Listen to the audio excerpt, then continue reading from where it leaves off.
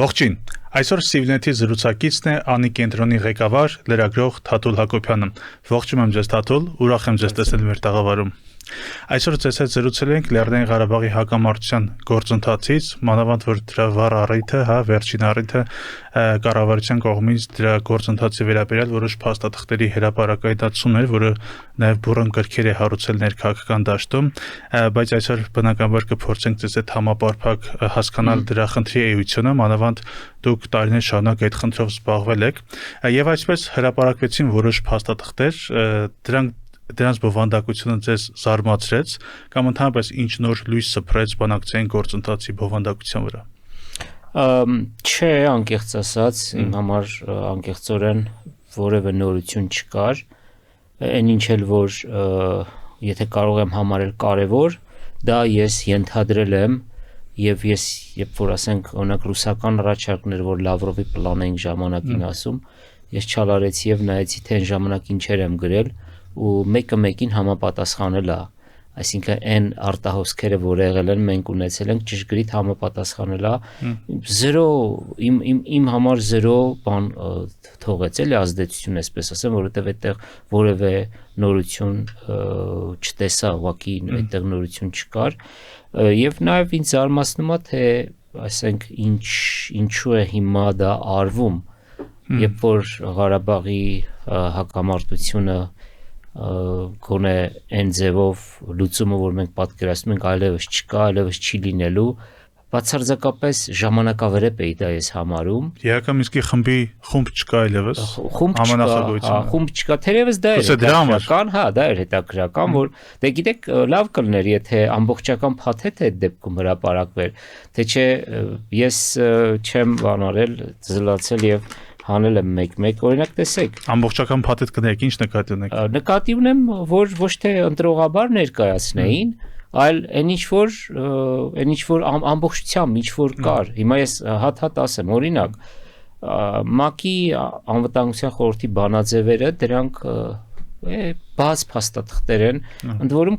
ես նկատեցի Կազիմիրովի էջից եմ վերցրել, այսինքն չեք կարող դուք չունեիք որ Կազիմիրովի էջից եք էլի վերցնում, որովհետև Կազիմիրովը ինչքան էլ հարգարժան եւ ամենաերկարատև եւ ամենասրտացավներից մեկն է եղել համանախագահներից, չէ, այսինքն Կազիմիրովի էջից եք վերցնում, որովհետև կարող է Կազիմիրովը սխալ թույլ տված լինել իր տարիքի բերումով։ Այդ մարդը ի վերջո 80-ն անցեր, երբ որ այս փաստաթղթերը անում էր, իսկ 80 տարեկանում որոշ բաներ կարող է թերություն։ Անձնական դա էջը։ Հա, այսինքն անձնական էջը, դա արդեն անլուրջ էր։ Բուդապեշտի ԵԱՀԿ 94 թվականի գագաթնաժողովի տեքստը էլի Կազիմիրովի էջից, ԵԱՀԿ գործող նախագահ Ֆլավիո Կոտտիի հայտարարություն Լիսաբոնում, սա էլ չէր գաղտնի, որովհետև սա շատ քննարկվել է։ Փուլային փաթեթային ընդհանուր պետություն, սրա մասին երևի մի 1000 հատ հոդված է գրել, 1000 չեմ ասում, 10000 հատ երևի, կամ գուցե ավելի։ Ամենազավեշտային իհարկե Մեղրիի եւ Ղարաբաղի փոխանակման տարբերակ 99 թվական տարբերակ կոչվածներ, որը վերցրել են եւ հայկական ժամանակից էին տպել, դա ինքնին արդեն զավեշտ է, այսինքն ոնց կարելի է այդպիսի բան անել ու ասում են գաղտնազերծում ենք, բայց զավեշտը ոչ թե նաեւ որ հայկական ժամանակում է ժամանակին դա չէ զավեշտը այնա որ ասենք դա հրապարակված է եղել այդ մասին արդեն տպվել է թերթում, այսինքն դրա գաղտնին որն է։ Եվ դա ներողություն, դա ոնց հասկանում եմ աշխատանքային տարբերակ է, չէ՞։ Այո, աշխատանքային տարբերակ է, որի իսկությունը նաև ես կարծում եմ, որ այդ փաստաթուղթը, ոչ թե կարծում եմ, վստահ եմ, այդ փաստաթուղթը ինչ որ փուլի ներկայացվել է, բայց ես նաև գիտեմ, որ դա հաստատ մերժվել է։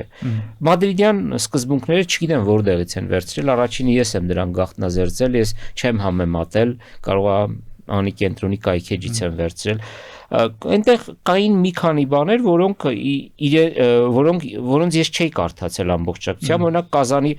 Կազանի փաստաթուղթ ես էլ եմ ժամանակին հրապարակել, բայց աշխատանքային ձևով, եւ այնտեղ հստակ նշել եմ, որ սա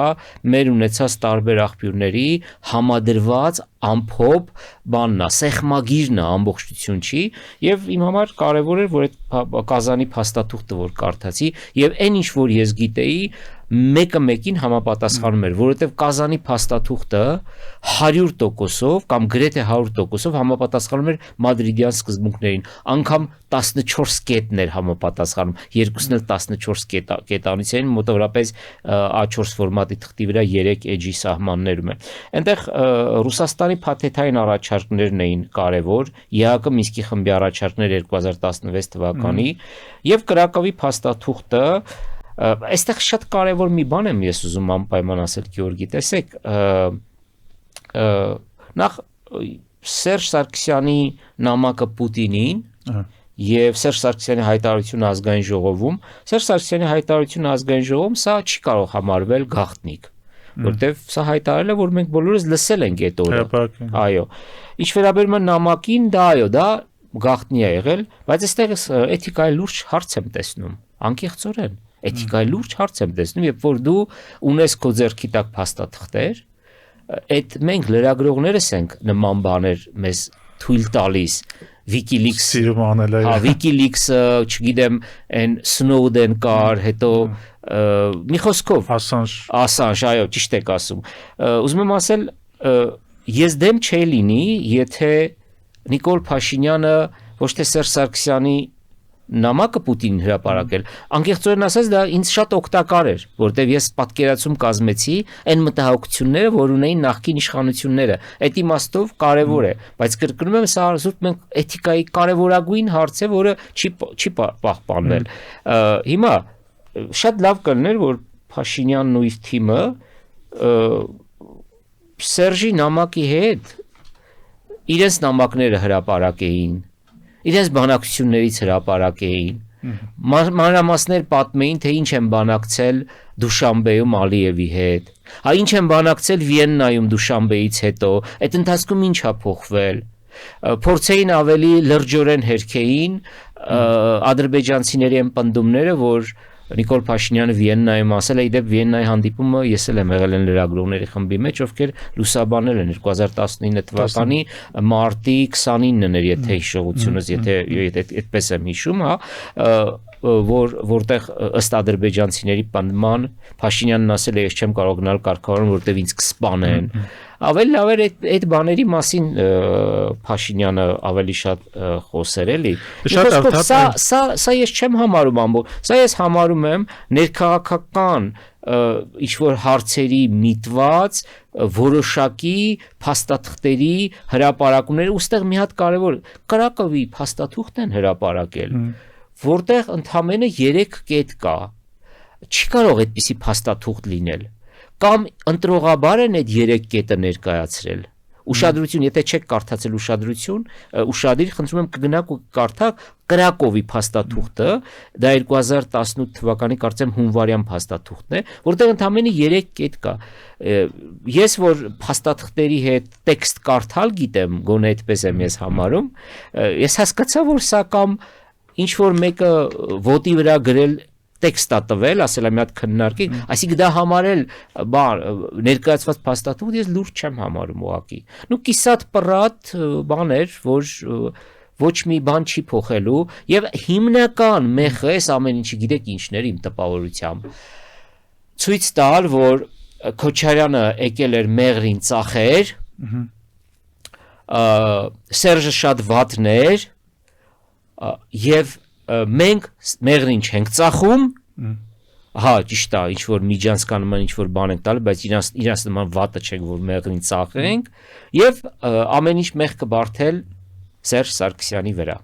Թաթուլ, այս համատեքստում կուզեի վերջից գալ, որտեվ ամենաթարմ փաստաթուղթը հենց 2019-ին է, վերջի փաստաթուղթը, դուք նաև հիշատակեցիք այս քաղաքական համատեքստի մեջ, որ փորձում են ավելի օգտակար դիրքերից, ներկայ իշխանությունների հանդես գալ, արդյոք այս առումով հակասություն չկա 2019 թվականի առաջարկի հետ, որովհետև որ նայում ենք այս իշխանությունների շահերից չի բխում դա, այն իմաստով, որտեվ 2019 թվականի առաջարկները մեծ հաշվով միջանկյալ կարգավիճակ էին հաղորդում, եթե սխալ եմ խնդրում ուղղեք Ղարաբաղին, միջազգային լեգիտիմություն էր ստանում եւ Լաչինի եւ Քելբաջարի վերջում այդ փուլային տարբերակի շրջանները փոխկապակցվում էր իհարկե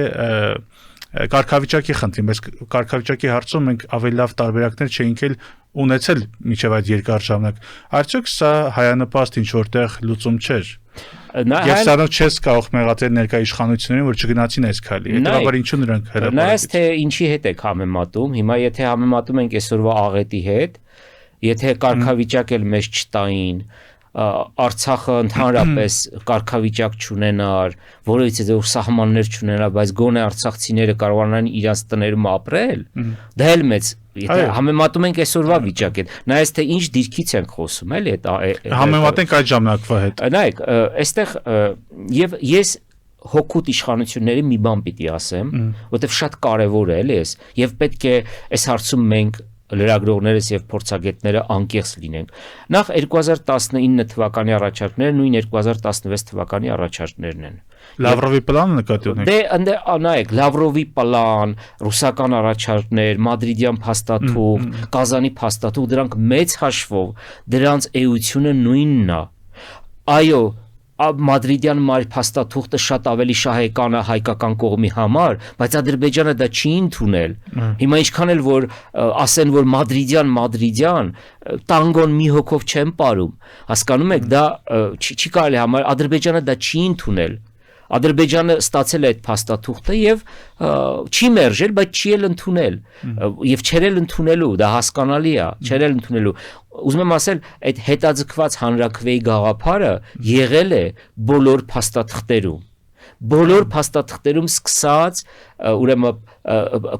Քիվեստից հետո, որտեվ ինչու եմ ես Քիվեստը նշում, որտեվ Քիվեստի փիլիսոփայությունը լրիվ այլ էր, մտածում եմ գուցե այդ հարցը կտակ դրա համար դրան հիմա չեմ անդրադառնում, բայց Քիվեստից հետո բոլոր առաջարկված տարբերակների փիլիսոփայություններ հետաձգված հանրաքվեի գաղափարը, այսինքն տարածքները տալիս եք, միջանկյալ կարգավիճակ եք ստանում, բայց նաև պետք է մենք մեզ չխաբենք, հետաձգված հանրաքվեի գաղափարը մտցվել էր face saving-ի համար, որտեվ բոլորը հասկանում էին, որ Ադրբեջանը չի կարող գնալ, կարգավիճակ չի տալու։ Ադրբեջանի համար կարգավիճակը Ադրբեջանի տարածքային ամբողջականության շրջանակներում Լեռնային Ղարաբաղի ամենաբարձր կարգավիճակն է։ Սա է եղել ադրբեջանական կողմի ամենամաքսիմալ զիջումը, որ իրենք հրապարակային ասել են։ Բայց այդ հարցում էլ Թաթուլ կներեք, օրինակ Կազանյան փաստաթղթում, որքան որ կարդում ենք, ապա այդտեղ հանրաքվեի հարցը ինքը բնորոշված էր 1988 թվականի բնակչության համամասնությամբ։ Իսկ Կազանից հետո անգամ այդ դրույթն էլ չկար։ Դե հա, եւ հիմա իշխանությունները նշում, որ դրա դրույթի փոխարեն ճիշտ է, ամենեղ նշված էր, որ պետք է բաները ձևակերպում էր, ոչ միայն լղոզված, այլ նաև պիտի ասում էր բանակցությունների առարկա դառնա, թե ինչ համամասնություններ, այստեղ է շան գլուխը թաղված, սատանան մանրամասների մեջ է, որովհետև երբ որ դու ֆիքսում ես 88 թվականը, արդեն պարզ է, որ 88 թվականի համամասնությամբ մեծամասնություն ես կազմում, եւ Ադրբեջանը պարզ է, որ դրան համաձայնություն չէր տալու, բայց երբ որ թողնում ես, որ ասում ես բանակցությունների ընթացքում սա կորոշենք, թե ովքեր են մասնակցելու, սա արդեն այլ խնդիր է։ Գիտեք, իհարկե շատ հեշտ է այսօր Նիկոլ Փաշինյանին մեղադրել, ասել ինչու 2019-ին չգնացիր։ Այո, եւ ինքը արժանի է մեղադրանքի։ Նիկոլ Փաշինյանը ամեն Աստծո օր պետք է մեղադրվի այս աղետի համար,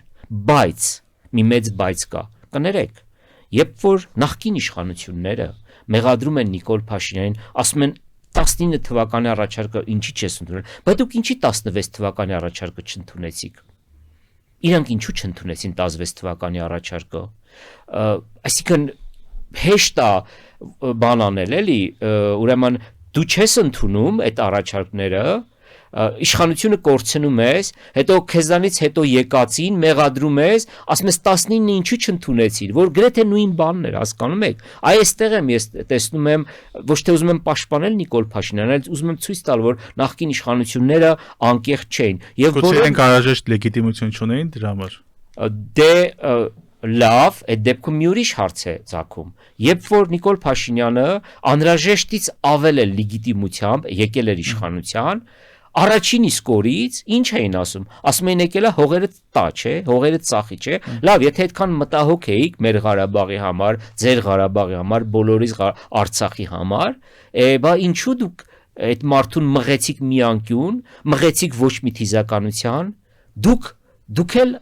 այդ հարցում ասեիք, գիտեք ինչ կա, մենք քո կողքին ենք, բայց հիշում եք այն ժամանակվա խոսույթը նարատիվն ինչ էին ասում, եկելա որ հողերը ծախի, պատերազմը եղավ, պարտվեցինք, հատուկ է եկել որ մեզ պարտվի, սա է որ ուզում եմ որ մենք ճիշտ հասկանանք այս ամեն ինչը։ Թաթուլ շատ լավ, այստեղ մեկ բան կուզեցի ես այդ քննարկել, խոսքը համեմատության մեջ նայել 2019 թվականի եւ 2016 թվականի վիճակի հետ։ Ես կուզեի համեմատել ավելի շատ ձեր ուշադրությունը հրավիրել 19-ի եւ Սերժ Սարգսյանի գաղտնազերծված նամակի միջեւ։ Երբ որ մենք հայացք ենք նետում Սերժ Սարգսյանի նամակին, ապա այնտեղ ինքը պայմաններ էր դնում, որտեղ որ նշում էր իր ասելուց դուրս էր գալիս, որ հստակ չէր կարգավիճակի հարց, այսինքն բողոքում էր, որ դա լղոզված է, համամասնությունը թե ինչ համամասնությամբ, անգամ Քելբաջարը եւ Լաչինը չէր փոխկապակցվում ստատուսի հետ, իսկ այդ ամբողջը 2019-ին կար։ Եվ ամենակարևորը Սերժ Սարգսյանը կարծեք թե ահազանգում էր, որ Ադրբեջանը առավելագույնն է ցանկանում, այսինքն ուզում է ուղղակի 7 շրջաներ վերցնել եւ ոչինչ չտալ։ Նախ եւ առաջ, այս առումով արդյոք 2019-ը մի փոքր առաջընթաց չէր հայկական կողմի համար, համեմատած 2016 թվականի այն իրավիճակի հետ, երբ որ Սերժ Սարգսյանը այդ նամակը գրել էր, ինչ էր ընդհանրապես փոխվել։ Դե կրկնում եմ, այդ երկու տարբերակների միջև եւ երբ որ մենք նայում ենք, չէ, այնտեղ հատուկ նաեւ, ես չգիտեմ դա ով էր արել, 2016 էր գրված, հետո փաղագծերի մեջ 2019-ն էր գրված, եթե նկատել եք այդ պահը։ Դա նշանակում է, որ այս երկու փաստաթղթերի միջև այդքան էական մեծ տարբերություն չկա։ Իհարկե, դետալները չափազանց կարեւոր են, բայց մենք միշտ մեր երգն ենք երգում, չմտածելով, բա իսկ Ադրբեջանը ինչ է, ինչին էր համաձայն լինելու։ Ադրբեջանը երբեք համաձայն չի եղել Լեռնային Ղարաբաղի կարգավիճակը միջազգայինորեն ճանաչված Ադրբեջանի սահմաններից դուրս։ Իսկ Քիվեստում Քիվեստը դրա համար եմ ասում, Քիվեստը լրիվ այլ բան էր։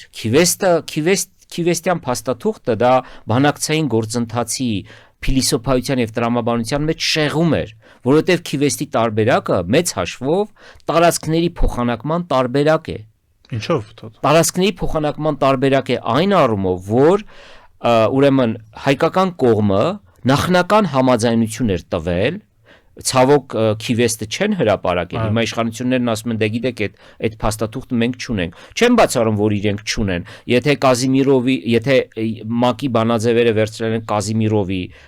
ոչ պաշտոնական էջից, ես հավատում եմ, որ կարող է եւ չունենան։ Կարող են նախկին իշխանությունները այդ փաստաթուղթը իրանց հետ վերցրել ու իրանց տուն են տարել։ Եվ նրանք պետք է շահագրգիռ լինեն, որ այդ փաստաթուղթը հրապարակվի։ Հիմա տեսեք, Քիվեստի էությունը հետևյալն էր, դա տարածքների փոխանակման տարբերակն էր, որը առաջին անգամ Սախարովն է առաջ քաշել 88 թվականին, հետո դա Փոլ Գոբլն է բանարել, այսպես զարգացրել մի քիչ, բարելավել, որից հետո այն հայկական ժամանակի հայտնի այդ հոդվածում է էլի որոշակի բարելավում, միջև որ եկել է մի կետի, ըստ որի հայկական կողմը իր համաձայնությունն է տվել, ուրեմն Ղարաբաղի Հայաստանին կցումը, միացումը, ուրեմն Լաչինի նեղ միջանցքով,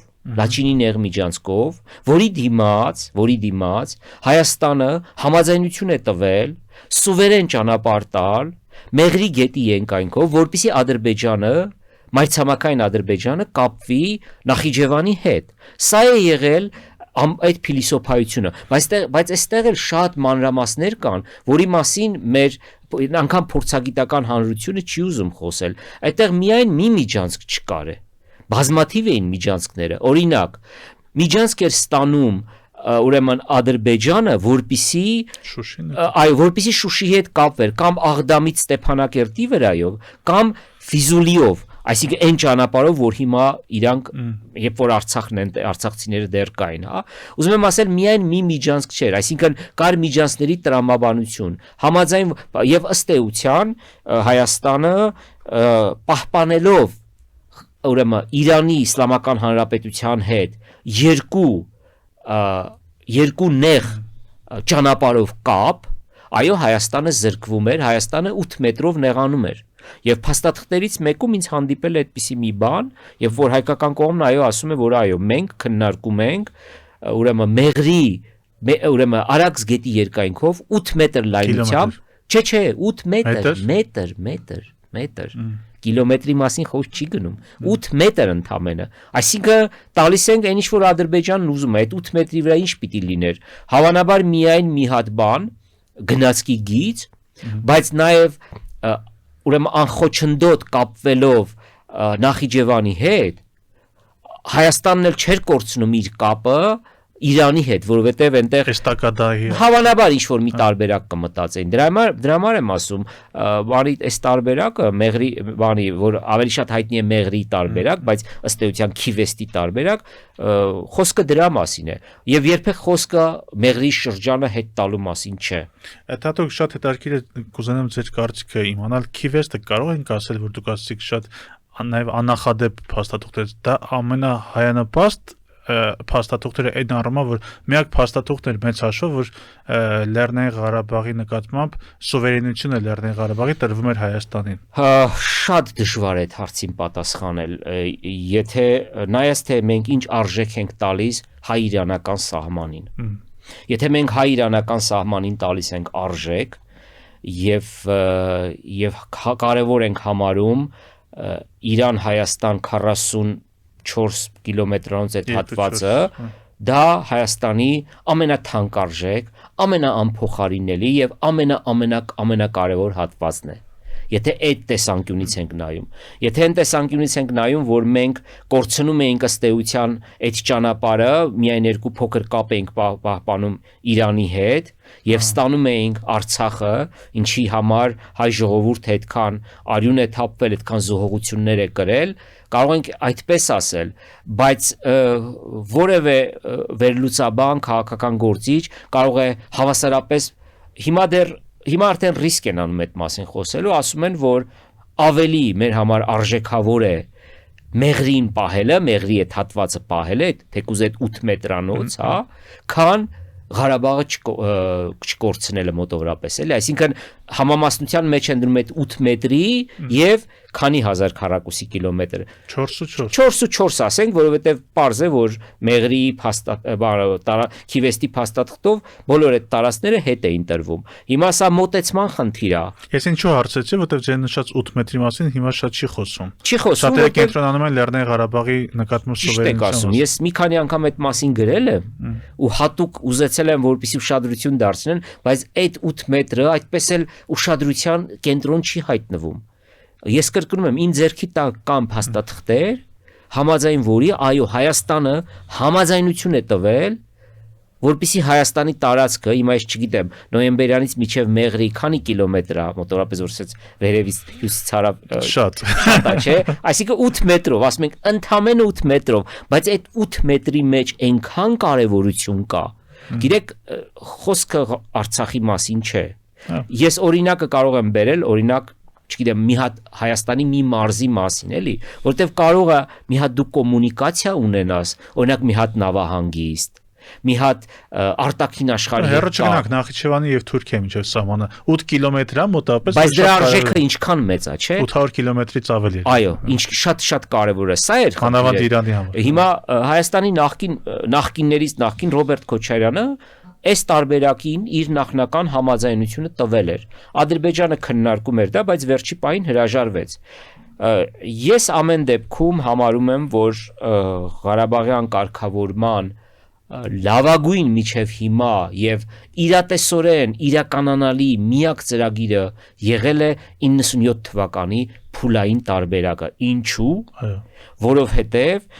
97 թվականին Ադրբեջանը քանդված էր, Ադրբեջանը պատրաստ էր բանակցելու, Ադրբեջանի նախագահը Հեյդար Ալիևն էր եւ Ադրբեջանը ստանում էր ուրեմն մեր կողմից վերահսկելի տարածքները, որ իրենք համարում էին գրավյալ, զավթված, օկուպացված, բայց դրա դիմաց Ադրբեջանը եւ Հայաստանը չէին խոսում կարգավիճակի մասին։ Սա թերևս միակ աշխատող տարբերակն էր, որտեղ հենց որ դու կարգավիճակի հարց ես դնում, նույնիսկ հետաձգված կարգավիճակի հարց, բանակցությունները մտնում են փակուղի եւ հետագա բանակցային գործընթացը դրա մասին է, Բայց հետագայում նույնպես կարգավիճակի մասին չէր խոսում, հետևաբար ինչով էր տարբերվում 97-ի պլանը, որակապես բովանդակային առումով 97-ի պլանը միակ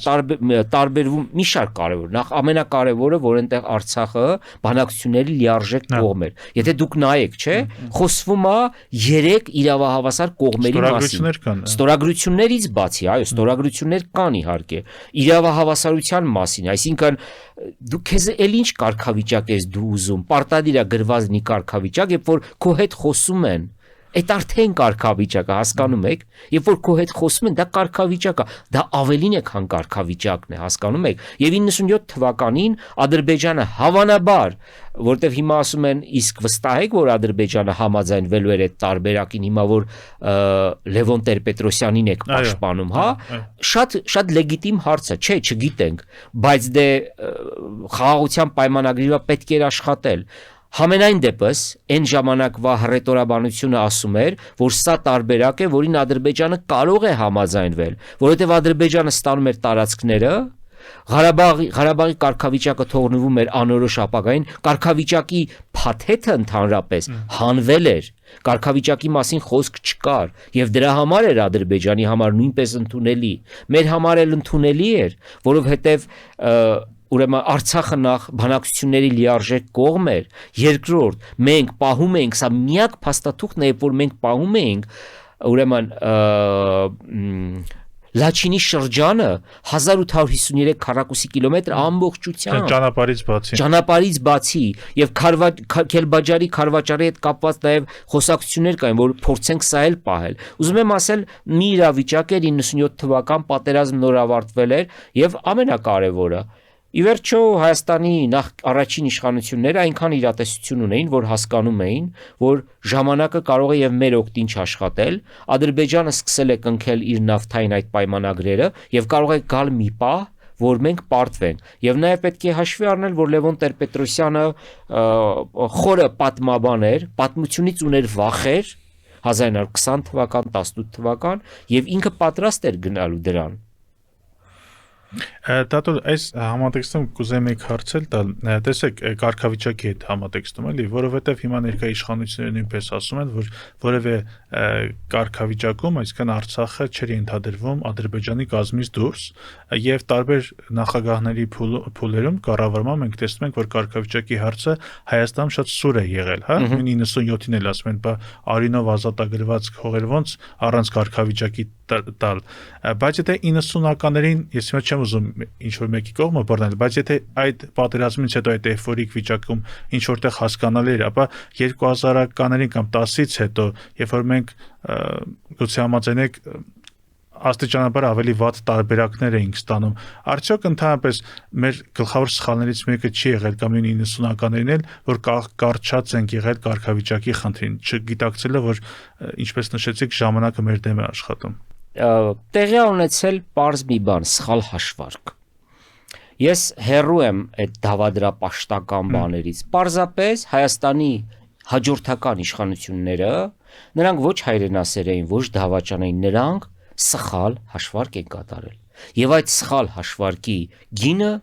վճարել է ամբողջ հայ ժողովուրդը։ Սա է տեղի ունեցել։ Պետք է գիտենային, եթե մենք օրինակ կամ հանրությունը չգիտեր այդ մասին, իրենք պիտի իմանային, որովհետև այն տեղեկատվական բազան, որ իրենք ստանում էին, իրենք պահում են հատուկ ծառայություններ, որոնք իրենց ներկայացնում են պարբերաբար զեկույցներ, որ ինչ հետ է։ Մենք ինչից կարող ենք օգտվել, բաց աղբյուրներից, չէ՞։ Մենք միայն բաց աղբյուրներից կարող ենք օգտվել։ Եվ իշխանությունները պետք է այդ հաշվարկն անեին։ Եվ օրինակ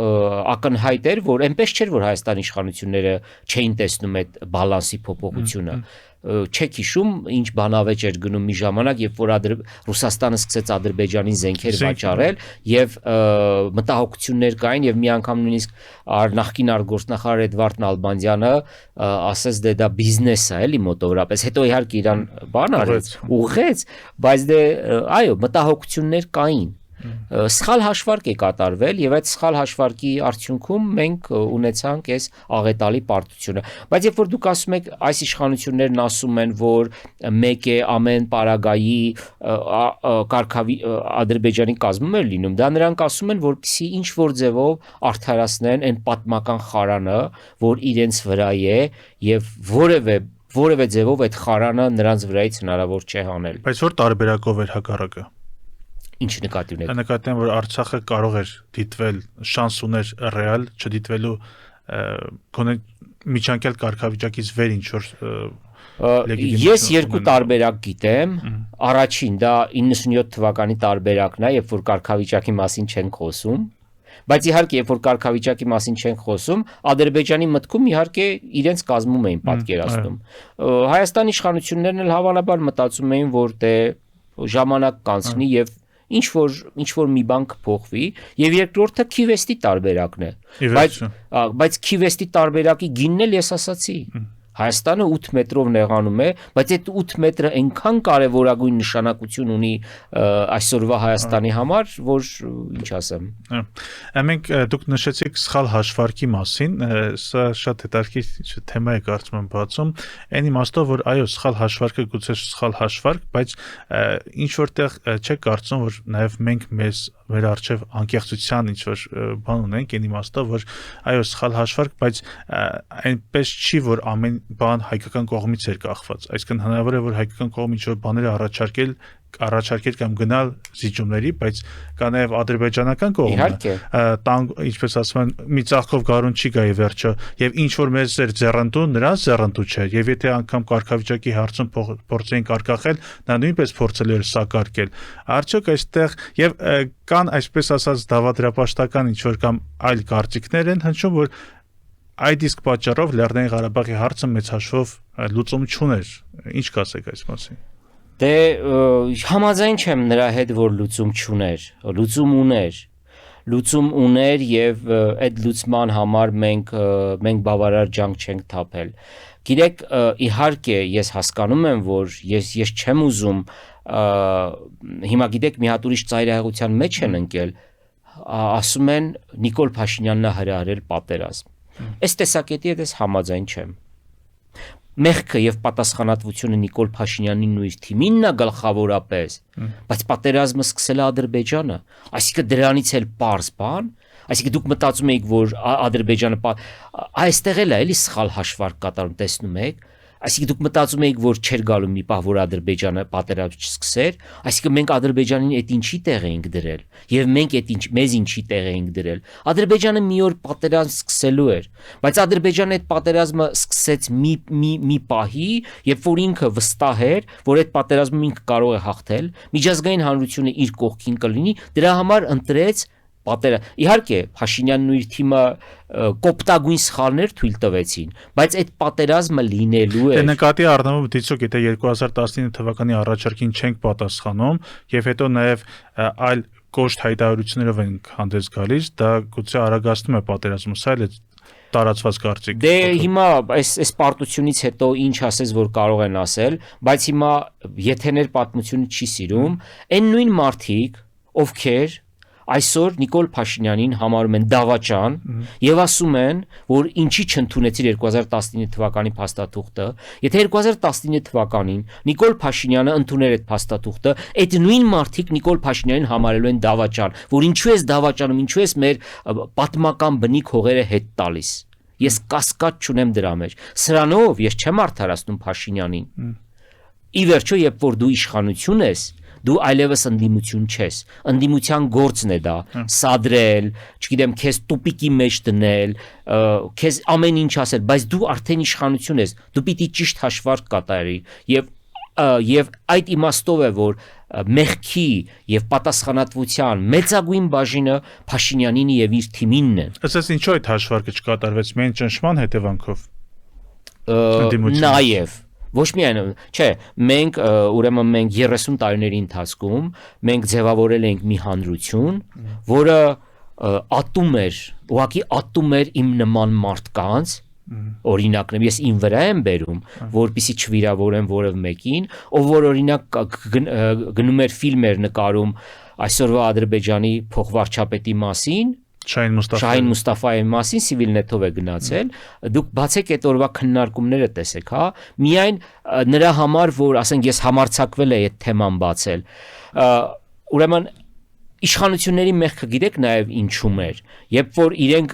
գնում էին եւ ամենածանրագույն բաներն էին բանակցում Ադրբեջանի հետ, գալիս էին տուն, երկակիությունը եւ իրանց պաշտոնյաների միջոցով, իրանց ֆեյքերի միջոցով, ուրեմն ինչ ասեմ, դավաճանի, ադրբեջանասերի, թրքասերի պիտակ էին կպցնում այն մարդկանց, ովքեր զիջումների, փոխզիջումների հարցում գրեթե նույն գծի վրա են, ինչ որ օրինակ Սերժ Սարգսյանն է, Ռոբերտ Քոչարյանն եւ մյուսներն էին, հասկանում եք, ահա այստեղ է տեղի ունեցել նաեւ այդ բանը, այդ խզումը հանրության այդ խոսակցությունը, ավելին, իրանք բյուջեից փող էին տալիս, որ գիլդի մուլտիկներ նկարեին, հիշում եք այդ ամեն ինչը, այսինքն մենք, եթե ամփոփեմ այս հարցը, Գյորգի, ես կարծում եմ, որ Հայաստանը թույլ է տվել 1000 հատ սխալ, բայց 2 սխալ է թույլ տվել, որոնք ճակատագրական են եղել։ Սխալներից մեկը հետևյալն է. Հայաստանը ճիշտ չի հաշվարկել իր ուժերը, իր չափը չի ճանաչել, եւ երկրորդ, Հայաստանը ճիշտ չի հաշվարկել հակառակորդի ուժերը, եւ այս պայմաններում տեղի է ունեցել Ադրբեջանի հարձակում, եւ մենք ցավալիորեն շատ դաժան պարտություն ենք կրել։ Եվ այսօր մենք չունենք այլևս ոչ միայն Արցախ չունենք, այլ նաև չունենք այդ հողի վրա ապրող գետ-1 արցախահայ։ Այսինքն եթե այդ գիտակցումը լիներ 2015-ին գուցե այլ որոշում կայացվեր, հաշվի առնելով այդ լեգիտիմությունը։ Միանշանակ եւ Նիկոլ Փաշինյանը ուներ այդ լեգիտիմությունը, բայց ինչ արվեց,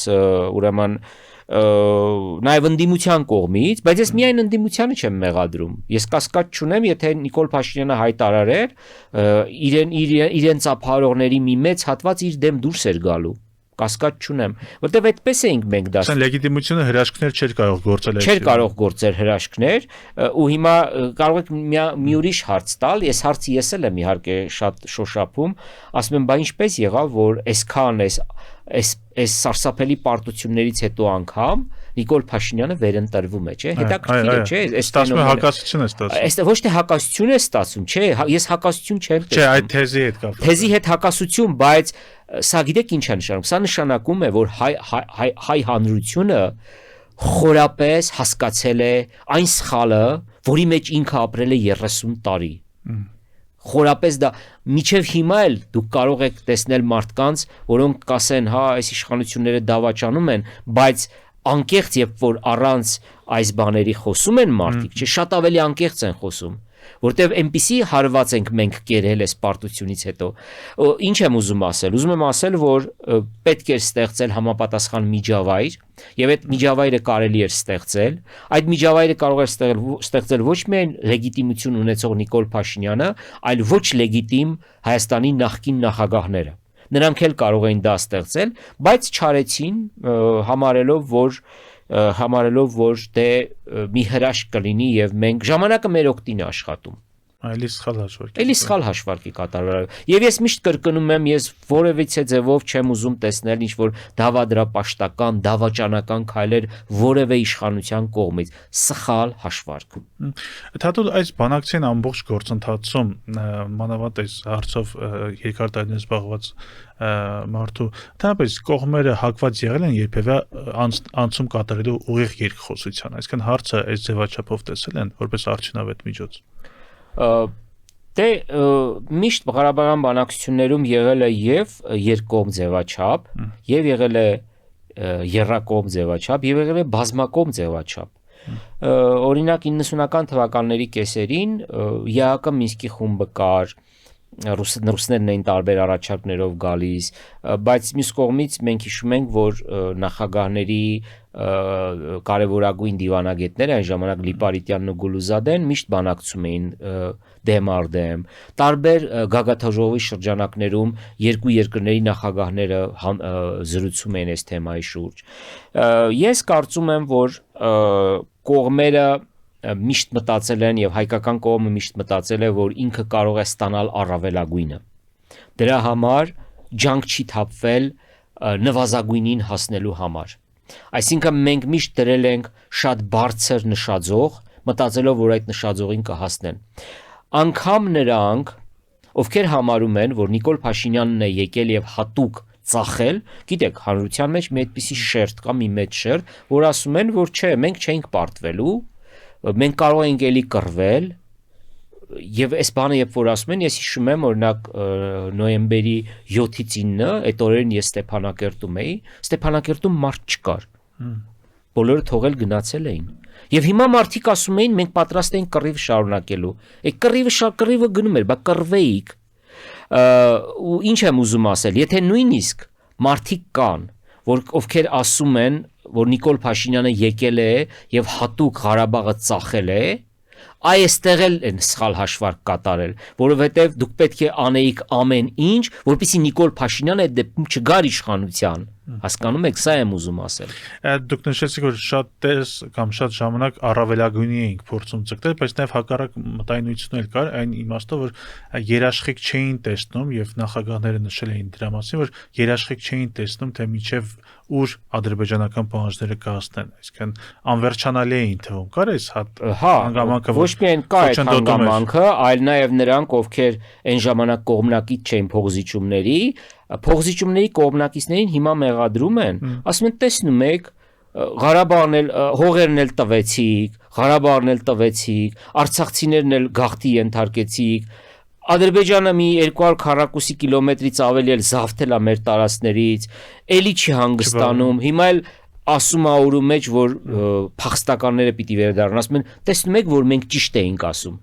Սա նշանակում է, որ այդ մարդիկ չեն հասկանում ինչ է նշանակում դիվանագիտություն։ Գործընթաց։ Սա չեն հասկանում։ Ինչու Ադրբեջանը հիմա կանգ չի առնում, որովհետև զգում է, որ կարող է ստանալ ավելին։ Եվ ուրեմն երաշխիքը թուղթը չի։ Երաշխիքը ռազմական հավասարակշռությունն է, որը բազմված է մի քանի գործոններից՝ դիվանագիտություն, ուժեղ բանակ, ուժեղ տնտեսություն, երկկողմ բազմակողմ հարաբերություններ եւ այս ամեն ինչը միասին վերցրած։ Պարզ է, եթե մենք օր-օրի մենք թուլանանք, Ադրբեջանը օր-օրի ուժեղանա, իրանք շատ բաներ կուզեն մեզանից։ Նույնը Թուրքիայի հետ կապված, ասում են, տեսնում եք, դուք ասում եք, բանը չտվեցինք, ոչ Քելբաջարը գրավեցինք, դրա համար է Թուրքիան սահմանը փակել, բայց տեսնում եք հիմա ինչի չի բացում, բայց ինչի պիտի բացի։ Երբ որ զգում է, որ ինքը հիմա մի ուրիշ հարց է ստե, կարող է, ասենք Ադրբեջանն էլ է սխալ հաշվարկ կատարում։ Որտեղ դիվանագիտության մեջ կա մի պահ, երբ որ քեզ թվում է, որ ժամանակը քո օգտին է աշխատում, բայց գալիս է մի պահ, որ դու չես զգում, բայց սկսում է քո դեմ աշխատել։ Եվ մեր դեպքում։ Այո, հիմա ես չեմ բացառում, որ կարող է էլի մի պահ գա, որ Ադրբեջանը շարունակի այսպիսի մաքսիմալիստական դիրքերից խոսել ու ժամանակը սկսի աշխատել նրա դեմ աշխատել, ինչպես մեր դեմ աշխատեց։ Այսինքն այս հարցի պատասխանը միանշանակ չէ, որովհետև դու այդ պահին դու պետք է կարողանայիր ֆիքսել, թե ինչ կարող ես առավելագույնը ստանալ։ Դե միշտ էլ հետո մեզ նաև շատ էր խանգարել մեր պատմագրությունը, մեր գրականությունը, մեր ռոմանտիկ գրականությունը, մեր պատմավեպերը։ Եկեք անկեղծ խոսենք, էլի։ Այդ ամեն ինչը մեզ շատ էր, մեր վրա շատ ուժեղ ազդեցություն էր թողել։ Մենք ձևավորվել էին մի քանի սերունդներ զոհի կարգավիճակով, կորուսյալ հայրենիքի բանով, եւ այդ ամեն ինչը հիմա մի հատ հաղթանակ ենք տարել ու այս էլ զիջենք, այս ամեն ինչ իհարկե լուրջ ազդեցություն թողեց հայ հավաքական մտածողության վրա, Սփյուռքի գործոնն էր չափազանց կարևոր, որը շատ ավելի պահանջատեր էր։ Այս ամեն ինչ, բայց ես չեմ համարում, որ հնարավոր չէր լուծում հնարավոր էր։ Եվ ի վերջո սրանից վատ մենք ինչ որ լուծում կարող ենք չստանալ։ Մենք կարող էինք օրինակ, հիմա ուրիշ բան են ասում են դե լավ, էլի ոնց էր հնարավոր Արցախը Ադրբեջանի կազմում։ Լավ, չեմ բանավիճում, դե եթե դրան էլ համաձայն չեք հիմա, դե սրան համաձայնվեք, կներեք ցինիզմիս համար։ Բայց ուրիշ ես ասելիք չունեմ։ Այսինքն եթե դուք ասում եք ամեն ինչ կամ ոչինչ, վերջում ամեն ինչից ենք զրկում եւ մնում է ոչինչը, դե ուրեմն էսա։ Թաթուլ այս սխալ հաշվարկների թվում շատերը նշում են նաև ամբողջ ծվերը մի զամբյուղում դնելը եւ Ռուսաստանից կախվածությունը եւ մանավանդ 2020 թվականին այդ դժգոհությունները ավելացան պատերազմից հետևանքով Ռուսաստանի հանդեպ։ Գուցե հասկանալ մեր սպասումներն էին ի սկզբանե սխալ Ռուսաստանից, թե Ռուսաստանը չկատարեց իր չգրված պարտավորվածությունը։ Եվ նախ ասեմ, որ Ռուսաստանը մեզ սիրո խոստովանություն չի արել եւ ոչ էլ մեզ խոստացել է, որ կգա մեզ կփրկի։ Իսկ ինչու ենք մենք տենց հույսեր ունենում։ Ես չգիտեմ ինչու ենք մենք հույսեր ունենում, մանավանդ որ պատմության ընթացքում ռուսները առնվազն մի քանի անգամ թողել եւ հեռացել են տարածաշրջանից։ Ես չգիտեմ այդ հաշվարկը ինչի վրա էր կատարվում։ Ես չգիտեմ, չեմ կարող ասել։ Իհարկե սխալ է զամբյուղները մի ձվի մեջ դնելը, բներություն ձվերը մեկ զամբյուղի մեջ դնելը, դա սխալ հաշվարկ է, դրա մասին խոսք չի կարող լինել, բայց մյուս կողմից մենք պետք է հասկանանք, որ Ղարաբաղի ուրեմն անկախության հարցում Հայաստանը դաշնակից չի ունեցել, ոչ Եվրոպայում, ոչ էլ Միացյալ Նահանգներում։ Այսինքն ինչ մենք մտածում ենք, որ Միացյալ Նահանգները պիտի գային եւ մեզ Ղարաբաղում մեզ օգնեին, չեմ համարում այդպես։ Իհարկե սխալ եմ համարում, որ ամբողջությամբ քո անվտանգությունը ուրեմն կապել է Ռուսաստանի հետ, բայց մյուս կողմից չեմ էլ մտածում, որ եթե նույնիսկ դիվերսիֆիկացված լիներ, ինչպես շատերն են ասում, մենք ունենալու ենք շատ ավելի լավ պատկեր։ Մենք ուրեմն հնարել ենք միֆեր, առասպելներ, ապրում ենք այդ առասպելներով եւ մի օրվա մեջ այդ բոլոր այդ առասպելները ջախջախվեցին եւ մենք կանգնեցինք կոտրած տաշտակի առաջ։ Գիտեք, հիմա էլ են ձևավորվում միֆեր եւ առասպելներ։ Միֆերին փոխարինում են նոր միֆեր են այո փոխարինում, որոնք շատ ավելի վտանգավոր են եւ դրա համար ես ինչքան էլ որ քննադատեմ գործող իշխանություններին, օրինակ Վաշինգտոնյան պայմանավորվածությունների հարցում ես շատ զգուշավոր եմ եւ ես դողում եմ այդ փաստաթղթի վրա, մի անգամ ասել եմ, զգուշավոր լավատես եք։ Զգուշավոր լավատես եմ, բայց դողում եմ այդ փաստաթղթի վրա, որովհետեւ ասեմ ինչու։ 2020-ի փաստաթուղթը հիշում եք, չէ՞։ Ընդդիմությունը համարում էր կապիտուլյացիա նոյեմբերին դավաճանություն։ Լավ եք հիշում։ Այսօր նույն ընդդիմությունը այնպես է կապել այդ փաստաթղթին, չես կարող իրանցից այդ փաստաթղթը փոկել։ Դրել են այստեղ այս ծոցագրպանը սրտին մոտ, որպես լավագույն փաստաթուղթ, բայց դու 25 տարի առաջ ուրիշ երգ էի երգում, բայց ես ինչու եմ սա ասում։ Սա չեմ ասում քննադատելով իշխանություններին։ Միշտ համեմատությունը պետք է համեմատենք ոչ թե նախկին առաջարկի հետ, որտեղ նախկին առաջարկի հետ մեր ամբողջ զրույցը ես զգում եմ, որ էլի նախկին առաջարկների հետ էր։ Մենք պետք է Վաշինգտոնյան այսօրվա սեղանի դրած առաջարկը համեմատենք 2030 թվականի փաստաթղթի հետ, որը դեռ չկա, բայց կարա լինի, ու կարա շատ ավելի վատը լինի։ Էսա հաշվարկ կատարելը։ Այն տրամաբանության, որ եթե լինի այլ առաջարկ, գուցե ավելի վատը լինի։ Իհարկե։ Մեր իմացած ունեցած դասերից քաղաք։ Այո, բայց էս ենք, չէ քննարկում։ Այս ամբողջ զրույցի ընթացքում մենք քննարկում ենք վատացավ, ավելի վատացավ, վատանումա, պատերազմ եղավ։ Այսինքն, այո, պետք է ճիշտ հաշվարկ կատարել։ Եվ խաղաղություն հաստատելու հարցում ես չեմ քննադատում Նիկոլ Փաշինյանին, որովհետև մտածում եմ, որ կարող է իմ մի ձայնն, ինչպես պատերազմից առաջ իշխող թիմին դրեց նեղանկյունը, եւ այս հարցում ես ոչ արժեզրկում եմ Վաշինգտոնյան պայմանավորվածությունները, ոչ էլ քննադատում եմ Փաշինյանի խաղաղություն բերելու այս փորձերը։ Ընդդիմությունը շարունակում է քննադատել, ես խնդիր չեմ տեսնում, ընդդիմության գործը դա է, բայց ես որպես հետևող, լրագրող, արդեն իսկ սահմանի բերանին ապրող մարդ, ես զգում եմ, որ եթե սա էլ մենք կորցնենք, հաջորդը 2030 թվականինը կամ 26-27 չգիտեմ որ թվականինը կարա շատ ավելի վատ լինի։ Ու էլի նույն բանի մեջ ենք ընկնելու, էլի ընդդիմությունը, չգիտեմ ով է լինելու այն ժամանակ ընդդիմությունը, էլի նույնն է ասելու։ ասելու է բա ինչի Վաշինգտոնյան պայմանավորվածությունները չկատարեցիք, դա լավ փաստաթուղթ էր, ու մենք էլ հիշեցնելու ենք, բայց չէ որ դուք եք ասում, որ Վաշինգտոնյան պայմանավորվածությունները շատ վատն են։ Էլի հաշվարկի մասին ենք մենք խոսում, ու մենք չենք կարող ասել որն է հիմա եթե 97 թվականին Լևոն Տեր-Պետրոսյանի այդ հայտնի փուլային պաշտպանած տարբերակը ուրեմն կյանքի կոչվեր ու եթե 97 թվականին Հայաստանն ու Ադրբեջանը խաղաղություն ունենային մի 5000 հատ գիրք գրված կլիներ թե ինչու Լևոն Տեր-Պետրոսյանը դավաճանեց եւ արյամբ գրաված հողերը վերադարձրեց սկուտեղի վրա Ադրբեջանին 5000 հատ գիրք կգրվեր մեծ մասը իհարկե Սփյուռքում կգրվեր բայց Հայաստանում էլ շատ գրքեր կգրվեին Այդ ցանկացած պարագայում կգրվեր, բայց նաև խոսքեր գնում այդ տարբերակների բոլոր տարբերակների մասին առայն, որ դրանք վերջնական համաձայնություն չէին թվում եւ անդադ բոլորի մոտ այդ մտահոգությունը կա, որ Ադրբեջանը կարող էր նորից սանձազերծել պատերազմը։ Վերջնական խաղաղության վերջնական ոչինչ չկա, վերջնական ոչինչ չի գործընթացի հանուն գործընթաց։ Հա, վերջնական ոչինչ չի լինում։ Մենք չգիտենք 100 տարի հետո Հայաստանն ու Ադրբեջանը որտեղ են լինելու, ինչ վիճակում են լինելու։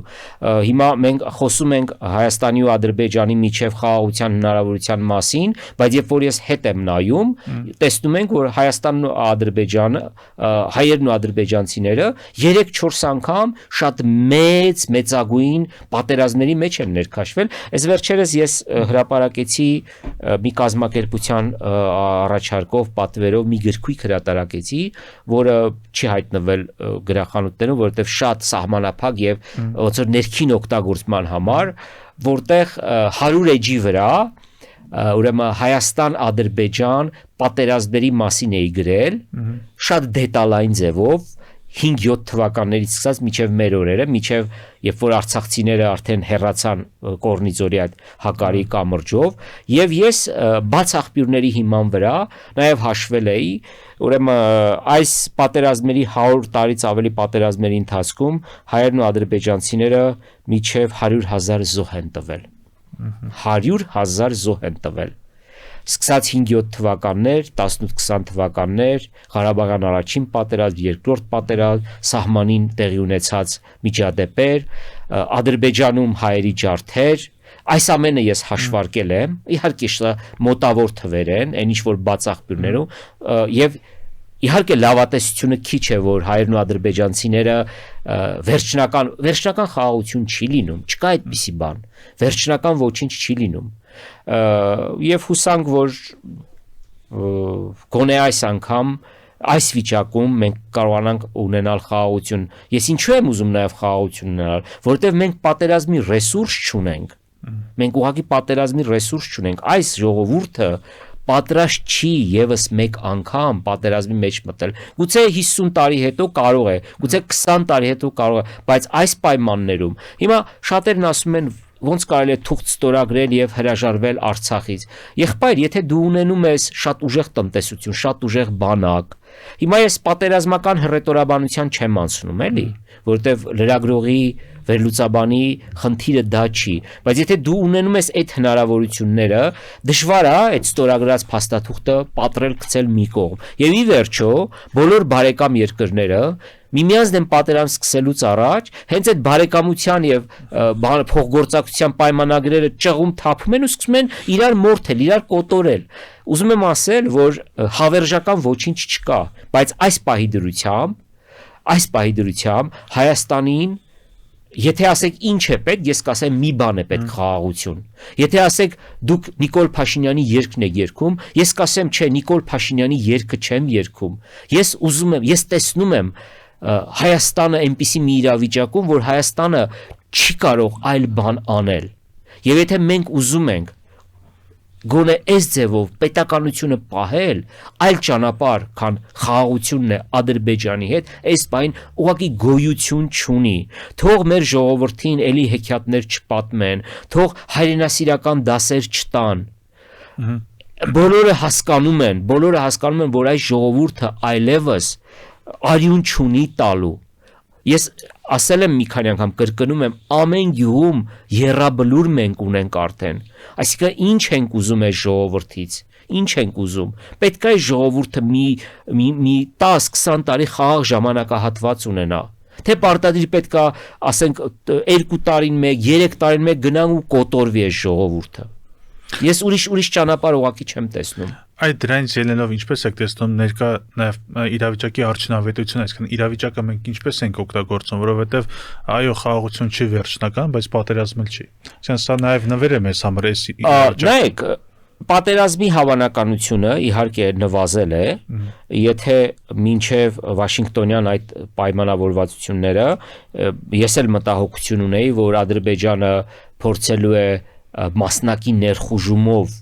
նաև Ռուսաստանի հետ հավանաբար պայմանավորված ուրեմն միջանցք բացել եւ այդ միջանցքից այլևս չհեռանալ հիմա ուրեմն չափավոր լավատես եմ որ առաջկա տարիներին պատերազմ չի լինելու եւ եթե կողմերը լավ աշխատեն եւ զգան այդ մոմենտումը այդ պահը հնարավոր է որ այո Հայաստանի եւ Ադրբեջանի միջև հաստատվի խաղաղություն բայց նաեւ օգտվելով առիթից ուզում եմ մի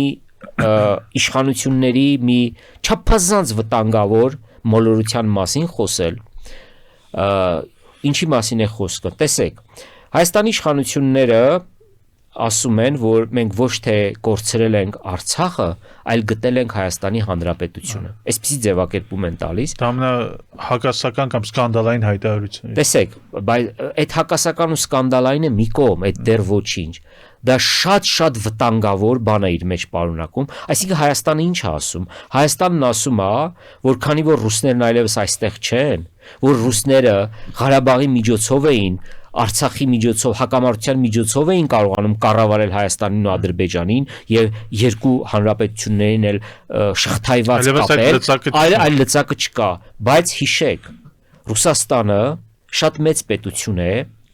եւ Ռուսաստանը կարող է Հայաստանի տարածքում 1 2 3 հատ Արցախ ստեղծել այնպես որ շատ ուշադիր պետք է լինել մտածելով որ վերջացած այդպիսի բան չի կարող լինել որտեղ ինքը Ռուսաստանը այնքան ազդեցության լծակներ ունի այստեղ ի վերջո դրանցից ամենակարկառուն երկուսն ասեմ Ռուսաստանը այսօր այստեղ ռազմական երկու հարկանի ներկայություն ունի մեկը 102 ռուսական ռազմակայանն է մյուսը հայ-թուրքական սահմանին կանգնած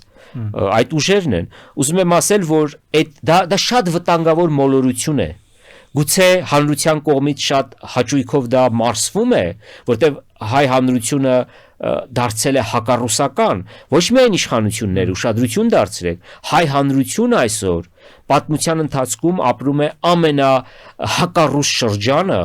որովհետև ինքը ակնկալիքներ ուներ, այդ ակնկալիքները չեն իրականացվել եւ այդ հակառուսականությունը շատ լավ ուտվում է եւ դրա վրա իշխանությունները բան են անում, հա, ասենց այդ բան են անում, թեժացնում են այդ, բայց դա շատ վտանգավոր կարող է լինել եւ բոլոր նրանք, ովքեր այս 3 տարի ավետում էին Ուկրաինայում Ռուսաստանի ջախջախումը, այսօր մենք տեսնում ենք, չէ՞ ինչ է տեղի ունենում։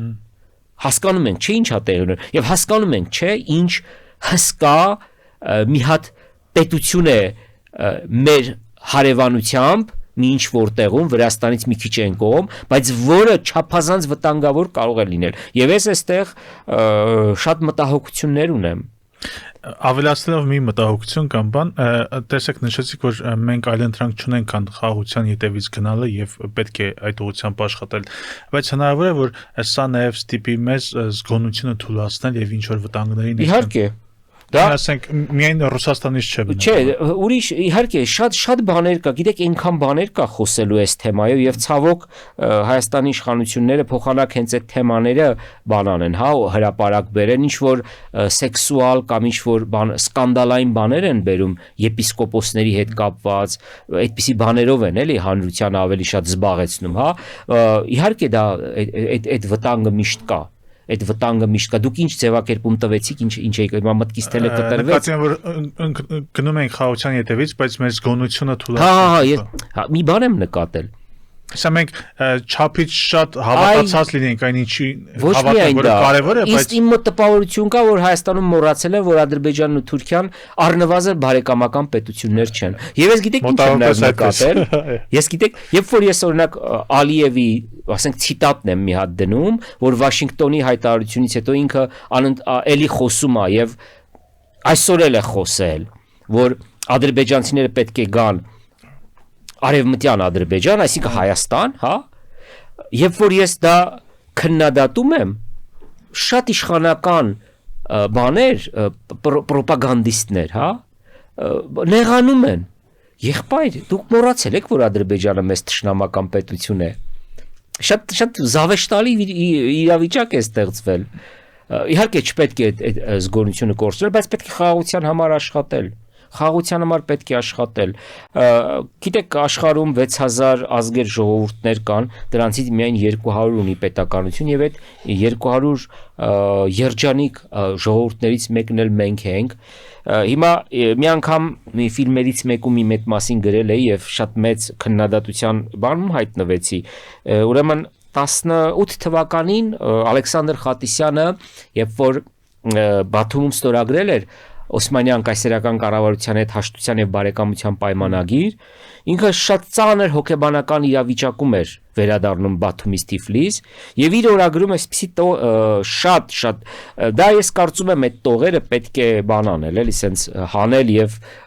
ինչ որ տեղեր փակցնել, որ մարդիկ կարդան։ Ինքը գիտեք ինչ էր ասում է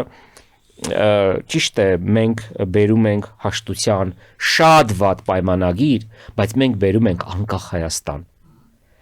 Եվ Հայաստանի անկախությունը հիմա ես որ ասեմ էլի կարող եք քննադատել 30,000 քառակուսի կիլոմետր տարածքով մենք այսօր Հայաստան ունենք, որ մերն է, մեր ձեռքում է։ Այդ դրա վրա պետք է դողանք։ Այդ մասին մտածենք ինչպես անենք, որ դա էլ չկորցնենք։ Ես սա չեմ ասում, որ չեմ ափսոսում Արցախի կորստի համար, դա չեմ ասում։ Ես ուղղակի ասում եմ, որ պետք է դողալ Հայաստանի Հանրապետության վրա եւ այս հանրապետությունը պահել։ Սա պետք է լինի մեր սերնդի գլխավոր падգամը, որ բանենք էլի, որ պետք է թողնենք հաջորդ սերունդներ։ Իհարկե ուրիշ հարց էլ կարելի տալ, իսկ այդքան երաբլուրները ինչի համար գնացին, չէ՞ զոհվեցին։ Հիմա այդ հարցն էլ է տալիս, չէ՞։ Ինչի համար գնացին մարդիկ զոհվեցին։ Ինչի համար։ Քանի զոհ ենք տվել, չէ՞։ Քանի, չգիտեմ արդեն 10,000-ից անցել է բոլոր այս պատերազմների ընթացքում։ Ինչի համար մենք այդ զոհերը տվեցինք։ Էլի տվեցինք սխալ հաշվարկի համար։ Ես չեմ ասում, որ չկար գաղափար գնալ եւ հանուն հայրենիքի զոհվել։ Այդ տղաները գնում էին, զոհվում էին հանուն հայրենիքի։ Բայց մենք ունենք շատ երաբլուրներ, էլի Հայաստանի հաջորդական իշխանությունների սխալ հաշվարկի։ Խոսքը պետական մտածողության մասին է, եւ հուսանք, որ այս փուլում հնարավորինս շուտ կհաղթարենք եւ անցյալի սխալները եւ նորովի կմոտենանք ապագային։ Շնորհակալություն Թաթուլ համար։ Հարգելի հետևորդներ, հիշեցնեմ, որ հյուրընկալել էի եւ զրուցում էի Թաթուլ Հակոբյանի հետ, Անի հետազոտությունների, այո, Անի կենտրոնի ղեկավար եւ լրագրող։ Շնորհակալություն, կհանդիպենք։